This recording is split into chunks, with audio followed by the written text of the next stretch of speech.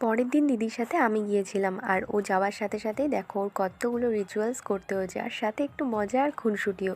তো দেখো পরের দিন ওর ভাত কাপড় হচ্ছে, আর ওর মেকআপ আর্টিস্ট চলে এসছে। মেকআপ করতে করতে আমিও খেয়ে দিয়ে এই বাড়িতে চলে এসেছি, রেডি হয়ে তারপর চলে গেছি তত্ত্ব নিয়ে ওই বর আর বউ দুজনের বাড়ি খুব কাছাকাছি, তো সেরকম কোনো প্রবলেম হয়নি যাতায়াতের।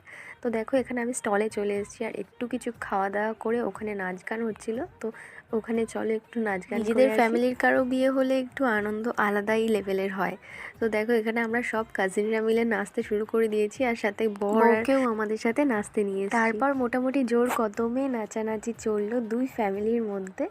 এবার দেখো অনেকটা রাত হয়ে গেছে, আমরা খেতে বসে পড়বো, আর এখানে আমরা চলেও এসেছি। খাওয়া শুরু করলাম ফিশ ফ্রাই দিয়ে, আর শেষ করব শেষ পাতে মিষ্টি দিয়ে। আর চলো তোমাদের মেনু কার্ডটা দেখিয়ে দিই। এই যে লাভের মধ্যে খুব সুন্দর একটা মেনু কার্ড হয়েছিল। তো আজকের এই ব্লগটা এই পর্যন্তই। কেমন লাগলো সবাই অবশ্যই জানাবে।